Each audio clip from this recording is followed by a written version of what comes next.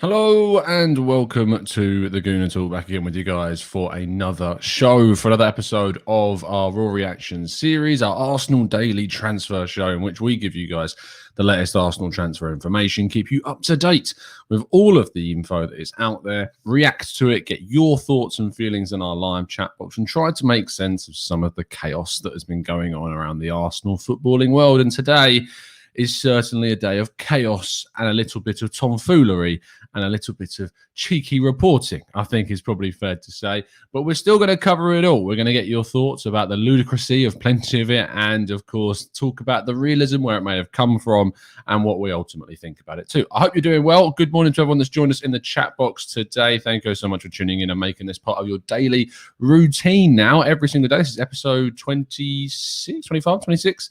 So we're nearly hitting that 4-week mark now with these daily shows. So it's been a hell of a journey so far. We're going to keep on going throughout the whole of the transfer window. And we're going to be, of course, updating you with all of the latest Arsenal transfer information and educating you about our transfer targets with plenty of tactical breakdowns, of which I'll come on to in a second. But let's go on to our first transfer story, which is kind of the one that's rumbling on. We like to start off our shows with the outs from Arsenal before we're going into the ins.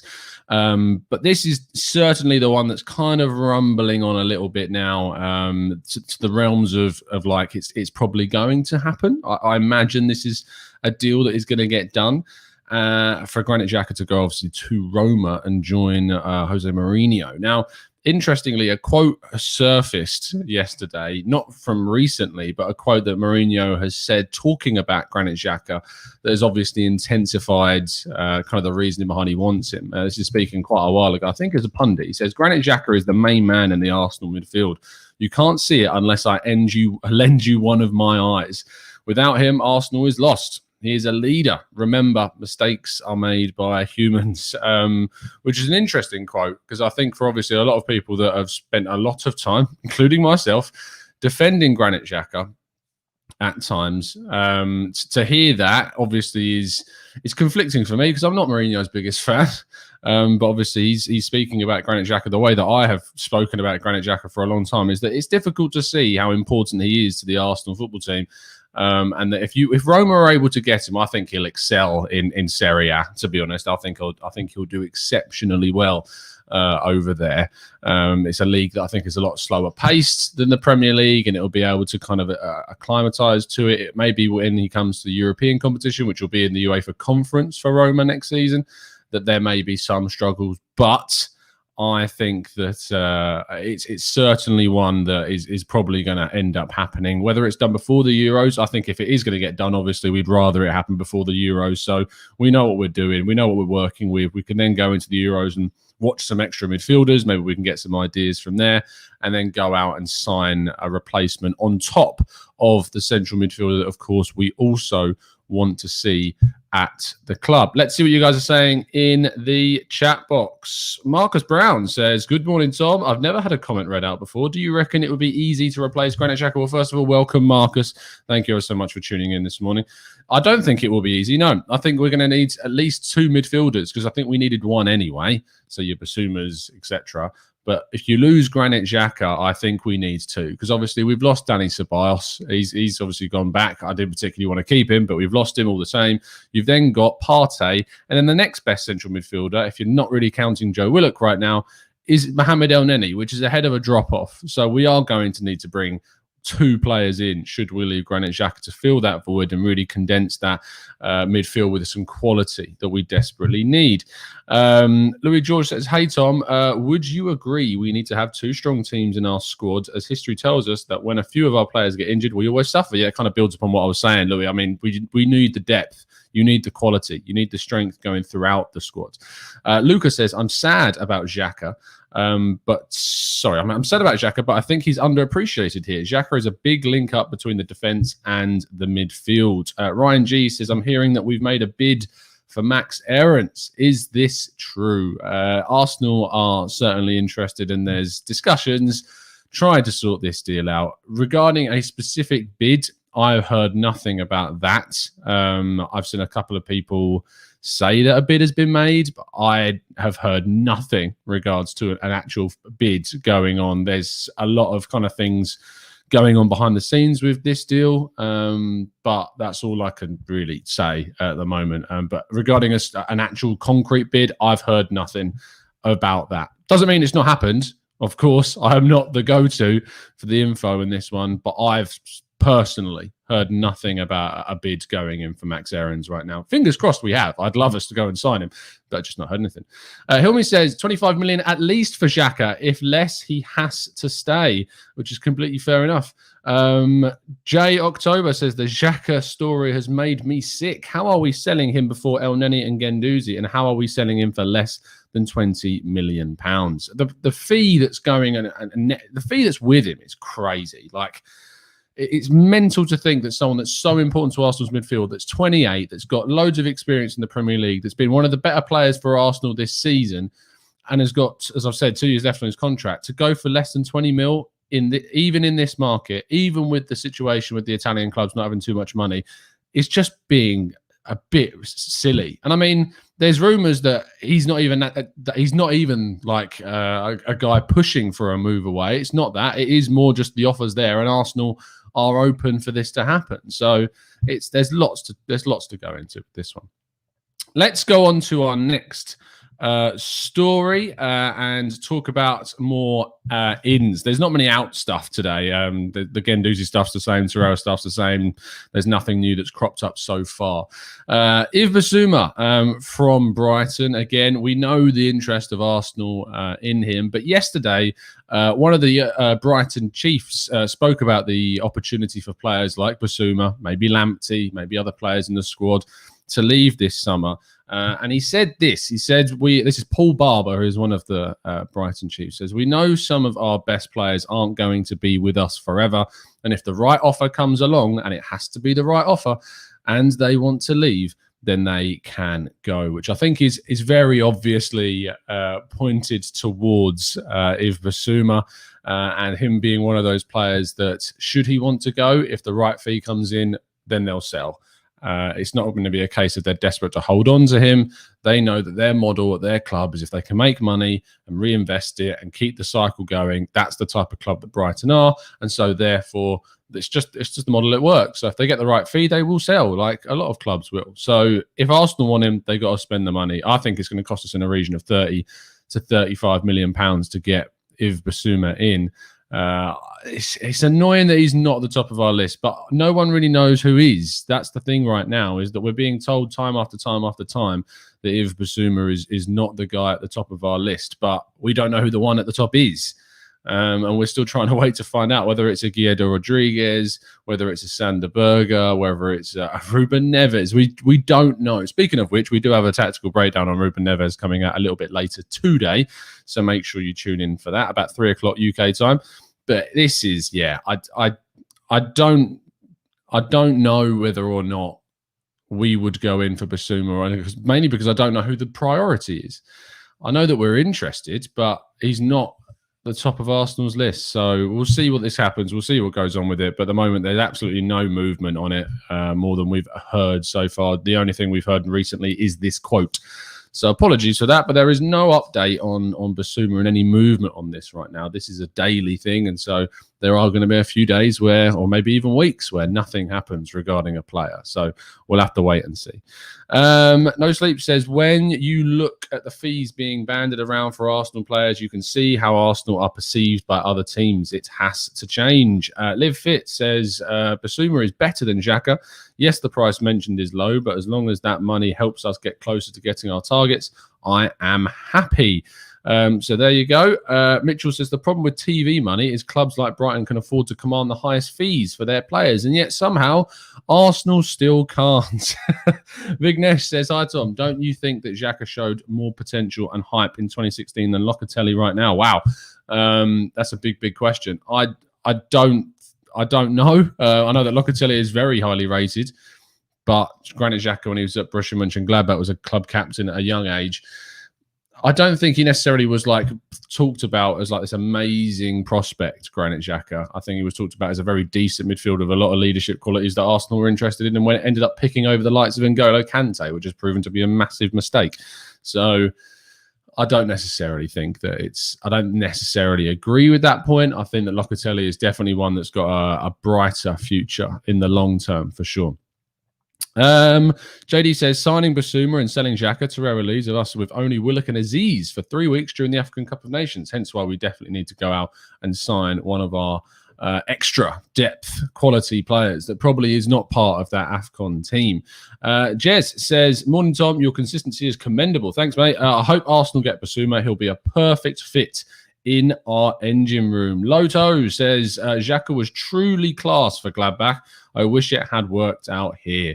Indanil says Xhaka has 2 years left on his contract. If he doesn't extend, he has to be sold. We can't afford another situation where we let players run their contracts down. Balaj says, hi Tom, what do you think of getting Bruno Guimaraes?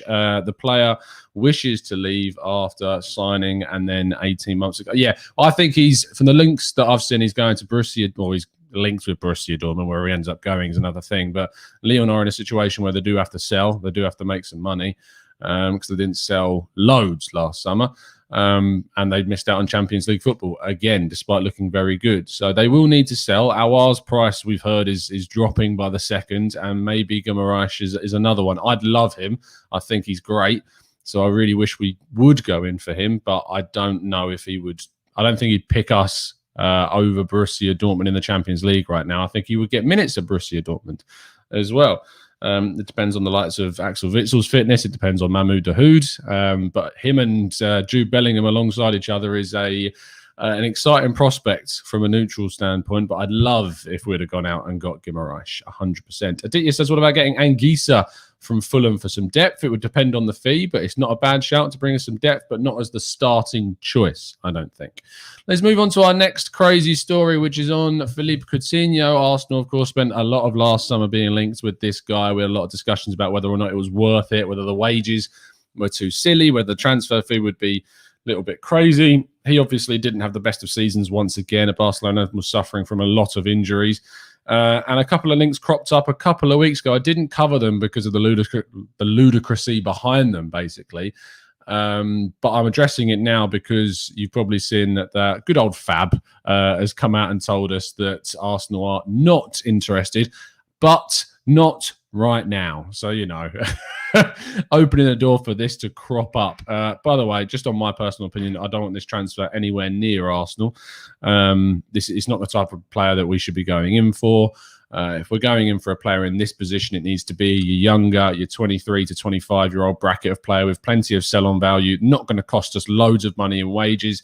This is just not the choice that Arsenal should. I don't want another Willian situation. I know it's very different and he's younger, but for me, it's just a player in that position that we'd invest a hell of a lot of money in and we wouldn't get anything back. He's got big injury problems. He's been inconsistent for the last couple of years, maybe more. It's too much of a risk. Far, far, far too much of a risk. So this one is a no, and it seems that is certainly going to be the case as well. Speaking of crazy transfer rumours, you may have seen this one crop up yesterday. Raheem Sterling and Riyad Mahrez to Arsenal as a link, with them being apparently surplus to requirements at Manchester City. Now, just a caveat to this, to try and think about how this story may have come about.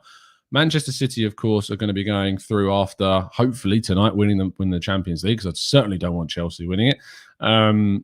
Going for a period of change. Raheem Sterling has gradually been basically moved out because the likes of Phil Foden and Ferran Torres and Bernardo Silva are all coming through and pushing these guys out of those positions. And I think also they'll be looking to invest maybe in another young wide player this summer. Riyad Mahrez, I'm surprised, is on the list of supposed exits for this summer. But I have no doubt that there is truth in the story that City would be open to selling these two. The doubt I have is that Arsenal are a player that are able to go, or rather a team that are able to go in for these two. Trust me, I would take them. I would happily accept either with open arms. I think they're two players that actually would make a difference and are real quality and have shown consistency and shown output. They've worked with Arteta before. And I mean, Mahrez in particular, I think is a massively underrated player by a lot of people. But I do think that this has been a very easy story to manipulate. And I think it certainly would be a surprise to see either of those two move to Arsenal. I think it'd be a surprise to see Mahrez leave it in general. Sterling, I wouldn't be so surprised about, but Mahrez, I really would. So I can't see this one being a reality. But yeah, I don't think so. I do not think so with this one. Let's go on to our final story, and then we'll go into our Q&A section at the end of the show. This regards Coutinho Tomas, who is a Portuguese striker from Sporting Lisbon, 18 years old, despite looking, I must say, a lot older than 18. I don't know if you've seen pictures of this guy before, but Coutinho Tomas, it looks much older than he is. He's been very good, though, for Sporting Lisbon. In fact, we have already done a tactical breakdown on this guy. The link to that is in the description. So if you want to find out more about him, there is a link to that show in the description, and you can go and watch that. It's with some expert insight. We go into the graphics and statistics. It's a more of the older style tactical breakdowns that we used to do, but all the information is there about how he's got on. Arsenal were linked to him back in January, because I did the show about 3 months ago, I think. And so we did a show back then, and the links were about a much cheaper deal than is being touted right now. He has signed recently a new contract with a 60 million buyout clause, and the links were that apparently Arsenal would have to pay something close to this figure, which puts me off it, certainly. Now, based upon him purely as a player, he looks an incredible talent, a really, really top quality player with speed, with pace, with strength. All of those things really do kind of fit Coutinho Tomas's profile, and it really does. When you watch him play, it surprises you how much of an impact he makes into that Sporting Lisbon team. He has contributed to their title-winning season, and it looks like he has the potential to be a absolutely huge player. But for 60 million euros, I'm sorry, but it's just, that is no chance. I absolutely no chance. But he looks a real player, and I expect him to have a massive future. But yeah, just crazy figures being thrown around for. It is Portugal, and you do hear about these kind of figures of buyout clauses similar to Spain as well. But it's not. It's really, really is not a deal that I would think Arsenal would be looking to do this summer window, if at all, to be honest. But if you want to find out more, as I say, there is a link to the tactical breakdown on him in the description to today's video, so go and check that one out. Anyway, we move on to the final 10-15 minutes of the show. So if you do have a question, it is now your time to throw them into the chat box, and we're going to address as many of them as feasibly possible. Yesterday, we did do a Let's Talk Arsenal show, which is our Friday show, which is a massive Q&A. Basically an hour plus long, or just answer all of your questions all day long. Really good show yesterday. If you didn't check it out, please make sure you do. Lots that we talked about, but every single day, as we say, we do these little Q&A, mini Q&As anyway, at the end of the transfer show. So if you do have a question, throw them into the chat box for me now. Use the capital Q because it helps them stand out, and I can see them much, much easier. Matt G says, not including loan deals, do you think our first bit of business will be buying or selling a player? I think it'll be selling, Matt, because if you think about how many non-homegrown players we've got 17 of them, which is the maximum that you can have. I think that Arsenal will want to move players on to kind of shrink the squad size and also get a lot of wages off the wage bill, so they're not paying them, and you're saving more money as soon as possible. So I think that is what they will look to do. The problem is that obviously we have them registered anyway until the end of, I think it's end of June. So when the transfer window opens, they can then move on, but we will be paying their wages until that point. I believe that's how it works. Someone will be able to tell me if I'm wrong. But the end of their contracts will run out at that point, or rather, the end of the contracts being paid, if they were to say sign a pre-contract with someone, would run out at that point, and then they'd move. I think Arsenal will want to get as much outgoing business done as feasibly possible, probably before the Euros. I'd like to see us bring in some players before the Euros, or just one or two. But I think the priority is going to be on moving players out first before we see players coming in. Not because we don't have the money to do anything, but because we need to shrink the squad before we bring players in. It's as simple as that. Forever an Arsenal fan says, hi Tom, which players from our under-23 squad would you promote to the senior squad? Of course, Balogun is the immediate one that you go to. Beyond that, though, you're looking obviously like Aziz for some depth, but then when you get to like the League Cup games and maybe like third choice goalkeeper, because I want to see Runnison Sold, Arthur Okonkwo coming through at the same time. Then there's some interesting ones in like Kido Taylor-Hart and Catalan Kurjan. You've got obviously Nikolai Moller, but striking department is a little bit tricky right now. But there's quite a few. Joel Lopez, if we don't sign a left back, is another one. I'm really interested to see how Salah Adine, the young, I want to say, he came from Feyenoord, so he's an interesting prospect. Obviously, he was released by Feyenoord because of discrepancies with his family, I believe, and then we signed him up on a free agent. So he is an interesting one to see how he develops, but there are a lot, but it's going to be down to if we use many of them in like the early rounds of the cup games. Because last season, of course, we got drawn against a lot of Premier League sides really early on in those cup competitions, and so we didn't really get a chance to field some of the youngsters. Hopefully, that changes this time around. Social says, "Is this Camavinga a thing or not?" I think I would take it. I don't think it is. I think that maybe there's an interest from Arsenal, but I'd be very surprised if Arsenal paid the money that it would cost to get Camavinga, which is a hell of a lot of money, despite still only having 1 year left on his deal. Rennes know his value, and they will be wanting to get top money for him. Indanil says, we are well stocked in the right wing position. Pepe, Saka, Buendia, maybe. Reece Nelson.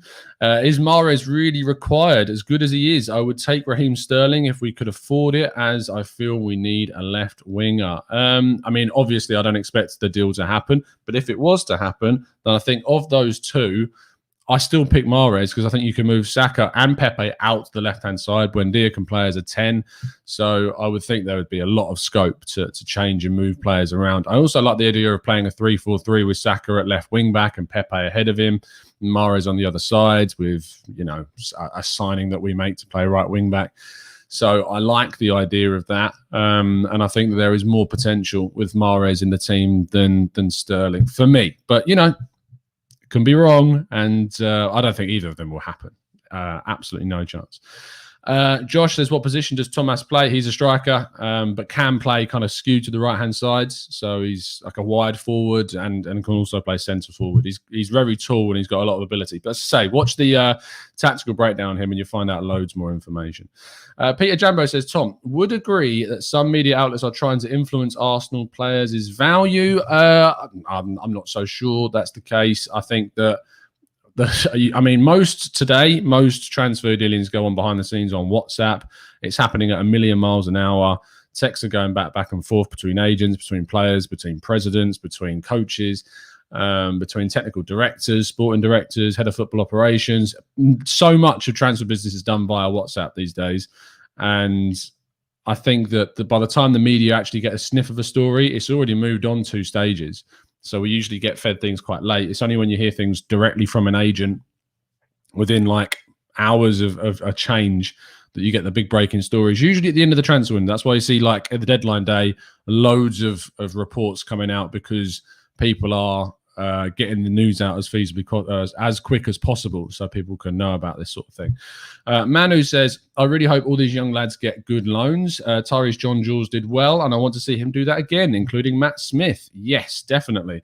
Mitchell says, does the Emirates sponsor of the stadium ever expire? Yes, it does, but they've renewed it like every single time. So they've just kept on renewing it at the moment. Hilmi says, who's going to be a leader if Xhaka is leaving? The replacement has to be a good leader for me. And who's your proper captain next season? Of course, I'd love the likes of Kieran Tierney to be given the captain's armband. He's obviously someone that I look at as a current captain, let alone a future captain of the team.